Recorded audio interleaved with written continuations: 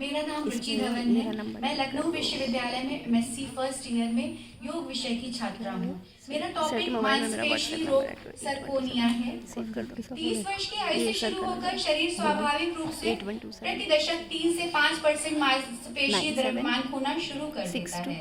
उम्र बढ़ने के साथ साथ शरीर के अस्थि मांसपेशी ताकत में गिरावट आती है और मांसपेशियों की कमजोरी को सर्कोपेनिया कहा जाता है।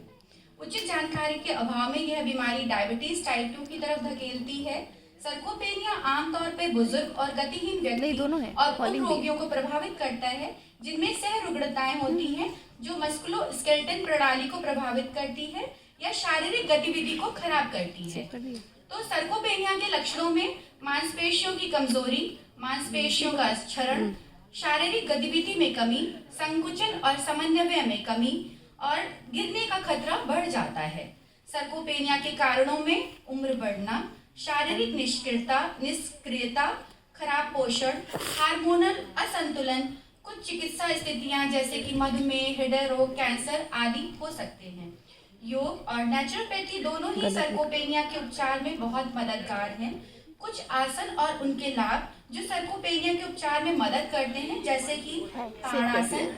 यह आसन शरीर को संतुलित और मजबूत बनाने में मदद करता है।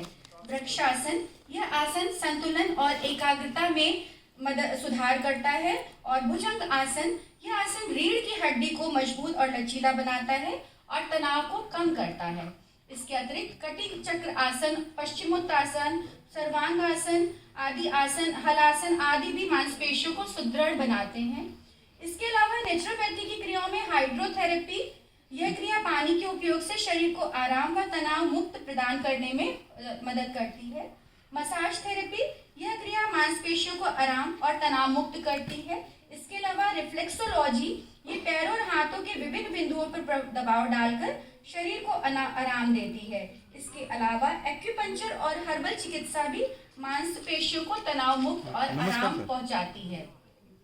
सर्कोपेनिया के लिए सजग रहें। इसके लिए जितना हो सके खड़े रहने की आदत डालें और कम से कम बैठें। यदि कोई अधेड़ उम्र का व्यक्ति अस्पताल में भर्ती है तो उसे लगातार लेटने और बिस्तर पर लेटने की सलाह नहीं दें।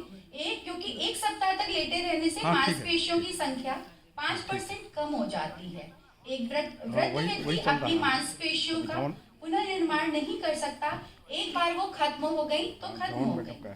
सर्कोपेनिया ऑस्टियोपोरोसिस से भी ज्यादा खतरनाक है, क्योंकि ऑस्टियोपोरोसिस में केवल यह सावधान रहने की आवश्यकता है कि आप गिरे नहीं, जबकि सर्कोपेनिया न केवल जीवन की गुणवत्ता को प्रभावित करता है, बल्कि अपर्याप्त मांसपेशी द्रव्यमान के कारण उच्च रक्तचाप, शर्करा का भी कारण बनता है। मांसपेशी नुकसान में सबसे तेजी से पैरों की मांसपेशियों में हानि पहुंचती है। यह बहुत महत्वपूर्ण है, क्योंकि जब कोई व्यक्ति बैठता है या लेटता है तो पैर हिलते नहीं हैं और पैर की मांसपेशियों की ताकत प्रभावित होती है। अतः सर्कोपेनिया से सावधान रहना होगा और बुढ़ापे की शुरुआत पैरों से ही होती है। अतः अपने पैरों को सक्रिय और मजबूत रखें। यदि हम केवल